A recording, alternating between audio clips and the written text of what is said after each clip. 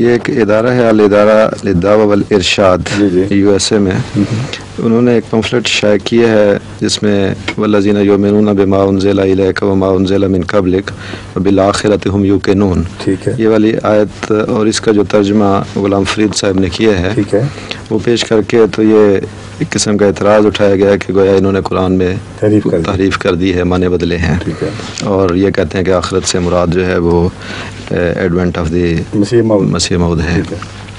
تو اس پہ حضور یہ جو اعتراض ہے مولویوں کا، یہ تفسیر صغیر پر بہت زور سے اٹھایا گیا تھا، کیونکہ تفسیر صغیر میں یہ ترجمہ پہلی بار جماعت کی طرف سے پیش ہوا ہے، اگرچہ جماعت کے لٹریچر میں تفسیراً اس میں مضمون کثرت سے ملتا ہے، لیکن ترجمے کے طور پر یہ وہاں رکھا گیا۔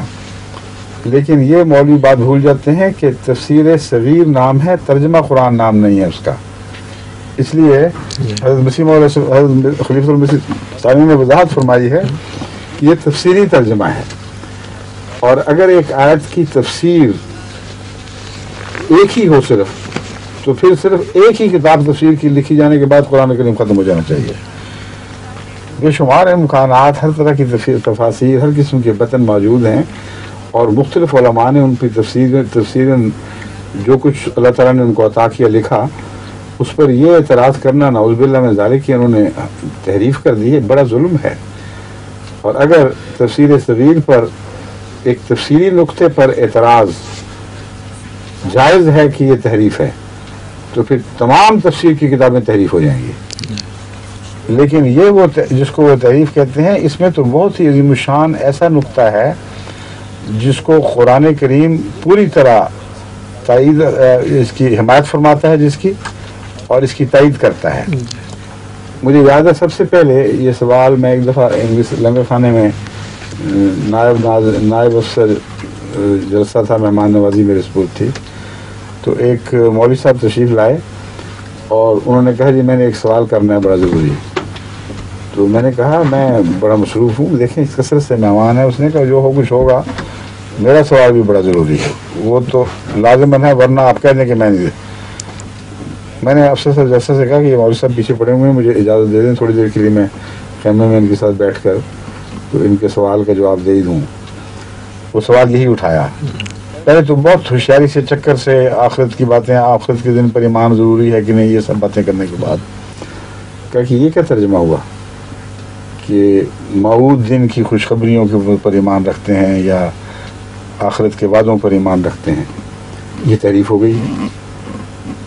اور اس کے ثبوت میں انہوں نے کہا کہ دیکھو سارا ایمان کا ذکر ہے اور ان چیزوں کا ذکر ہے، انبیاء پر ایمان لانا ضروری ہے، اور ہر شخص کا فرض ہے کہ جن چیزوں کو خدا تعالیٰ نے ایمان کا حصہ بنایا ہے ان پر ایمان لائے، بس آخرت پر بھی ایمان لانا ضروری ہے۔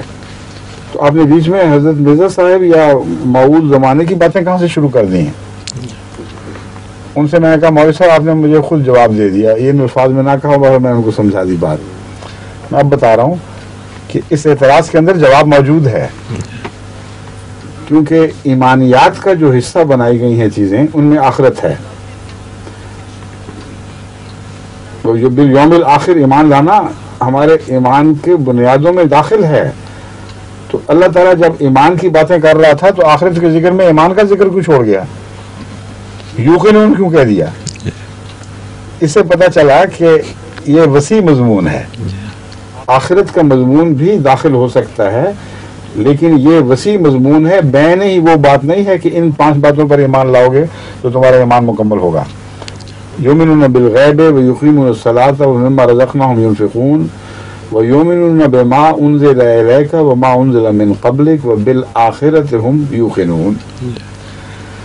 پھر میں نے ان سے پوچھا مولوی صاحب سے، وہی بات میں آپ کو پھر بتا رہا ہوں کہ آپ یہ بتائیں کہ قرآن کریم میں کہیں اولین اور آخرین کا ذکر ملتا ہے کہ نہیں ملتا؟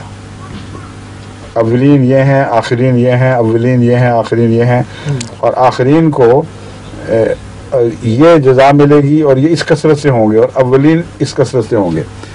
آخرت کے دن تو یہ دونوں اکٹھے ہو چکے ہوں گے، تو وہ آخرین کون ہیں، کس زمانے سے تعلق رکھتے ہیں؟ کیا آخرت کے زمانے سے ان کا تعلق ہے کہ نہیں؟ ورنہ مجھے کوئی عربی کا لفظ بتا دیں کہ ان کے زمانے کا نام آخرت کے سوا کچھ اور رکھا جائے.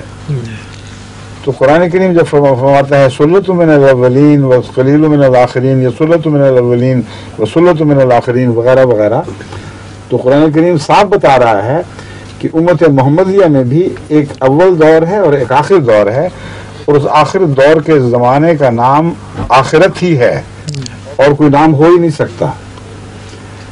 بس وبالآخرۃ ہم یوقنون میں حکمت یہ ہے کہ یہ اشارہ فرمایا گیا ہے کہ ہر معنی میں آخرت پر ان کو یقین ہے.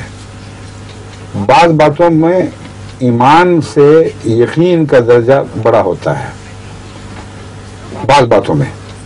مثلا ایک انسان کو حضرت موسیٰ ابراہیم علیہ السلام کو ایمان تھا، لیکن لیطمئن قلبی کا جو مضمون ہے وہ ایسے یقین سے تعلق رکھتا ہے جس کا انسان مشاہدہ کر لے کہ اللہ مجھے پتہ ہے ضرور تو سچا ہے، لیکن دل اطمینان تب پائے میں دیکھوں تو صحیح کہ ہوتا کیسے ہے. تو آئندہ زمانے میں حضرت اقدس محمد مصطفیٰ صلی اللہ علیہ وآلہ وسلم کو جو عظیم الشان خبریں دی گئی تھیں اور اسلام کے عظیم ترقیات کے اور دنیا پر غالب آنے کے جو وعدے فرمائے گئے تھے، یہ امت محمدیہ کا دور آخرت ہے، اس میں کوئی شک نہیں ہے. تبھی اس آخرت کے دور کی طرف منسوب ہونے والوں کو آخرین کہا گیا ہے. آخر کا مطلب ہے آخر پر آنے والا، اور آخرت وہ زمانہ جس میں آخر پر آئیں. اس لیے حضرت مسلم موعود نے جو ترجمہ فرمایا ہے بالکل جائز اور درست ہے، لیکن صرف یہ نہیں کیا، یہ جھوٹ بولتے ہیں لوگ کہ نعوذ باللہ تحریف کر کے دوسرے ترجموں کو رد کر دیا ہے. تفسیر کبیر اٹھا کے دیکھ لیں، وہاں وہی مروجہ ترجمہ ہے. تو مراد یہ ہے کہ ہمارے نزدیک یہ لفظ وسیع المعانی ہے، اس آخرت سے بھی تعلق رکھتا ہے جو مرنے کے بعد ہوگی، اور اس آخرت سے بھی تعلق رکھتا ہے جو آخرت کے وعدے ہیں. اور ان وعدوں پر یقین رکھنے کا مفہوم یہ ہے کہ تمہارا انجام یقیناً اچھا ہے. اگر کوئی قوم اپنے انجام کے اوپر یقین رکھتی ہو، تبھی قائد اعظم نے یقین محکم کے لفظ پاکستان کے تصور کے ساتھ پیش کیے تھے کہ ایک لازمی حصہ ہے تمہاری ترقی کا راز اس بات میں پوشیدہ ہے کہ تنظیم کرو، مل کے رہو، لیکن یقین محکم رکھو کہ تم نے ضرور کامیاب ہونا ہے.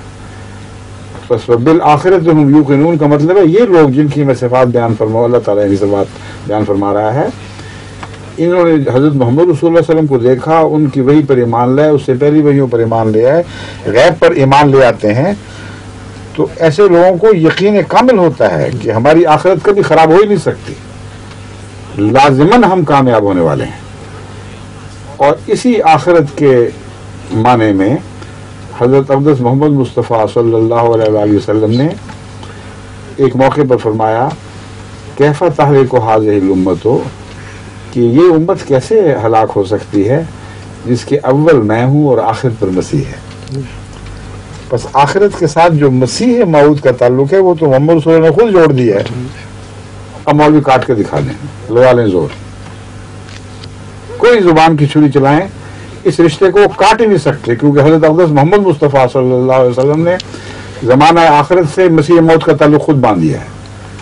فرماتا ہے یہ امت کیسے ہلاک ہوگی جس کے اول پہ میں ہوں اور جس کے آخر پر مسیح ابن مریم ہوگا. تو اس کو آخرت کا مسیح قرار دے دیا. اب یہ مولوی شور مچاتے ہیں کہ تحریف ہو گئی. تو تحریف کس نے پھر کی ہے؟ نعوذ باللہ من ذالک. یہ تفسیری معنی ہے اور اس کے پیچھے قرآن کریم کی مضبوط گواہیاں قائم ہیں. آخرت کے اس دنیا میں آخرت کے تعلق کے متعلق ایک کچھ آیتیں میں نے ان سے نکالی، میں نے سپورٹ کی تھی کہ لکھ کے لا کے دو مجھے. اور ایک تفسیر کا حوالہ بہت عمدہ ہے، وہ بھی میرے پاس ہے، تو میں آپ کو پڑھ کے سنا دیتا ہوں. اس سے آپ کو بات کھل جائے گی کہ ان اعتراض کرنے والوں نے تو خام خواہ تلاش کیے ہیں بہانے، ورنہ اگر یہ بہانے نہیں ہیں تو پھر یہ جھوٹ بولتے ہیں. ان کو پتہ ہونا چاہیے کہ ان کی تفسیروں میں کیا لکھا جا چکا ہے. ان کو پتہ ہونا چاہیے حضرت اقدس محمد رسول اللہ صلی اللہ علیہ وسلم نے کیا فرمایا، قرآن نے آخرت کا لفظ کن معنوں میں استعمال کیا. اگر یہ ان کے علم میں ہے تو پھر یہ دھوکہ بازی ہے اور اگر علم میں نہیں ہے تو پھر جہلانہ حملہ ہے، اس سے زیادہ اس کی کوئی حیثیت نہیں۔ اور سن لیجئے، آخرت کا تعلق اسی زمانے سے ہے اور اس زمانے کے آخر کے ساتھ ہے۔ اللہ تعالیٰ فرماتا ہے وَقُلْنَا مِن بَعْدِهِ لِبَنِي إِسْرَائِيلَ اسْكُنُوا الْأَرْضَ فَإِذَا جَاءَ وَعْدُ الْآخِرَةِ جِئْنَا بِكُمْ لَفِيفًا، بس جب وعد آخرت آئے گا پھر ہم تمہیں اکٹھا کر کے لائیں گے۔ وہ آخرت کا وعدہ مرنے کے بعد کا ہے، یہ تو سارا مضمون اس دنیا سے تعلق رکھتا ہے۔ جب آخرت کا وعدہ آئے گا، اور یہی ترجمہ مسلم موعود نے کیا ہے کہ آخرت کے وعدے پر یقین رکھتے ہیں یا موعود باتوں پر جو جن کے وعدے دیے گئے یقین رکھتے ہیں۔ قرآن کریم خود فرما رہا ہے، اور مسیح موعود کے آنے کے بعد یہود کا اکٹھا ہونا مقدر تھا، کیونکہ آخرت کا دور حضرت صلی اللہ علیہ وسلم نے مسیح موعود سے باندھ دیا، اور قرآن کہتا ہے کہ جب آخرت کا وعدہ پورا ہوگا پھر تمہیں اکٹھا کریں گے۔ مسیح موعود علیہ السلام کے آنے کے بعد پھر یہود کے اکٹھا ہونے کے اور قرآن کریم کی اس آیت کے سچا ثابت ہونے کے سامان پیدا ہوئے۔ پھر وَإِنَّ لَنَا لَلْآخِرَةَ وَالْأُولَى، اس کا ترجمہ واضح ہے، یہ نہیں کہ صرف آخرت کے زمانے کی بات ہو رہی ہے۔ اللہ فرماتا ہے تو اب آغاز بھی اور انجام بھی ہمارے قبضے میں ہے، اول دور بھی ہمارے قبضے میں ہے، آخر دور بھی ہمارے قبضے میں ہے۔ پھر حضرت صلی اللہ علیہ وسلم کے متعلق فرمایا وَلَلْآخِرَةُ خَيْرٌ لَكَ مِنَ الْأُولَىٰ۔ اب مولوی سے شہریت سمجھتی ہوں کہ اس دور میں تو جیسے رسول اللہ صلی اللہ علیہ وسلم رہے وہیں اسی حال پر رہے، مرنے کے بعد آخرت پہ جا کر پھر بہتر ہو جائے گا حال۔ یہ جاہلانہ بات ہے۔ حضرت اقدس محمد مصطفیٰ صلی اللہ علیہ وسلم کا ہر گزرتا ہوا لمحہ پہلے لمحے سے بہتر تھا، مسلسل عروج کی طرف مائل تھے آپ، ہر قدم آگے اٹھ رہا تھا۔ بس ان وَلَلْآخِرَةُ خَيْرٌ لَكَ مِنَ الْأُولَىٰ میں آخرت سے مراد ہر بعد کے آنے والی گھڑی، قریب کی گھڑی کو بھی آخرت کا فرمایا گیا ہے۔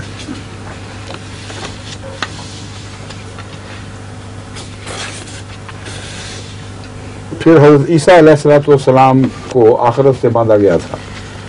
حضرت اقدس محمد رسول اللہ صلی اللہ علیہ وسلم نے فرمایا کہ میں جس جماعت کے اول میں ہوں، مسیح اس کے آخر پر ہو، وہ ہلاک کیسے ہو سکتی ہے؟ تو آخرت کا کوئی تعلق حضرت مسیح کے ساتھ ضرور ہے، اور یہ تعلق قرآن کریم نے بھی ایک اور رنگ میں بیان فرمایا ہے۔ مائدہ کے تعلق میں حضرت مسیح کی دعا بتائی گئی ہے، قال عیسی ابن مریم اللہم ربنا انزل علینا مائدۃ من السماء تکون لنا عیدا لاولنا وآخرنا وآیۃ منک، کہ ہم میں سے جو اول ہیں ان کے لیے بھی وہ مائدہ عید ہو، جو آخر ہیں ان کے لیے بھی مائدہ عید ہو۔ آخر سے مراد آخرت کے زمانے سے تعلق رکھنے والے لوگ ہیں جو بعد کے زمانے میں آئیں گے۔ وارزقنا وانت خیر الرازقین، اور تو ہمیں رزق عطا فرما، تو بہترین رزق عطا فرمانے والا ہے۔ بس اول اور آخر قرآن کریم بھرا پڑا ہے ایسی مثالوں سے۔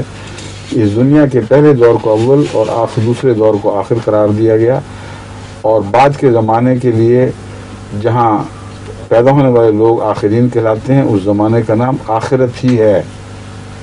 قرآن سے بھی ثابت کر دیا اسے آخرت کہا گیا، اور مضمون کے لحاظ سے بھی اور کوئی نام مولوی نکال کے دکھا ہی نہیں سکتے۔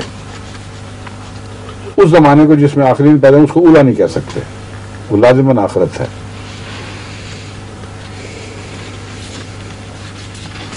اور مثالیں تو بہت کثرت سے ہیں، اور اب آپ کو ایک اور بات بھی بتاتا ہوں۔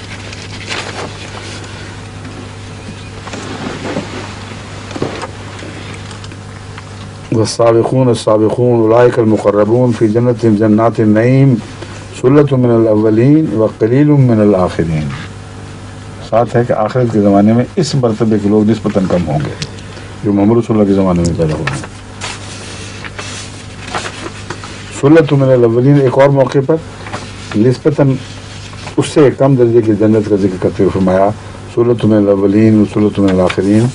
اور وہ جو روایت ہے وہ کون سی ہے؟ جی اب سنیے، علامہ جلال الدین سیوطی نے والذین یؤمنون بالغیب व बिल आखिरत हम यूक़िनून, इसी आयत की तफसीर में एक हदीस का हवाला दिया है।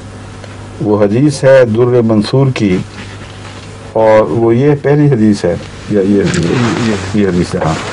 अन क़तादा तफ़ी क़ौलिहि लज़ीना युमिनूना बिल ग़ैब क़ाल आमनु बिल बास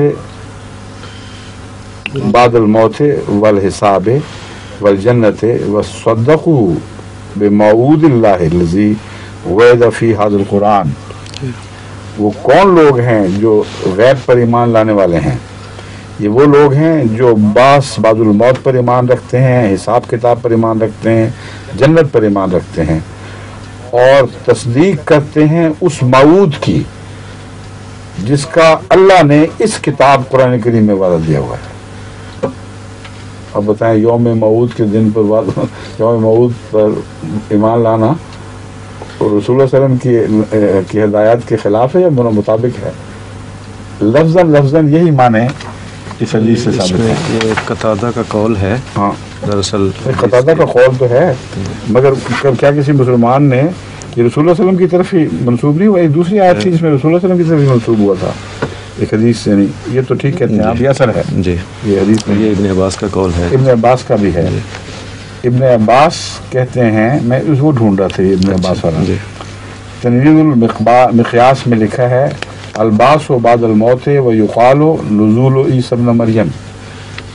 बास बादल मौत माने लिए गए हैं आखिरत से। आखिरत की तफसीर है, यही तो मैं ढूंढ रहा था, ये है असल वाला। आखिरत का माना, आखिरत पर यकीन रखते हैं कि तफसीर हज़रत इब्न अब्बास कर रहे हैं। कहते हैं इससे मुराद बास बादुल मौत भी है, इसमें कोई शक नहीं, लेकिन ये भी कहा गया है कि नुज़ूल ईसा इब्न मरियम मुराद है इससे। अब हजरत अब्बास पर भी फप्ती कर सकते हैं आप, इब्न अब्बास पर जुर्रत है तो जुबान चलाकर देखें तो सही। कतई हकीकी यकीनी बात को जो हदीस पे सहाबा की तफासिर से साबित है, उसको तो आप इतराज़ का निशाना बनाते हैं और फप्तियाँ कसते हैं। ये तकवा के खिलाफ बात है। अच्छा, इस्लाम अलैकुम।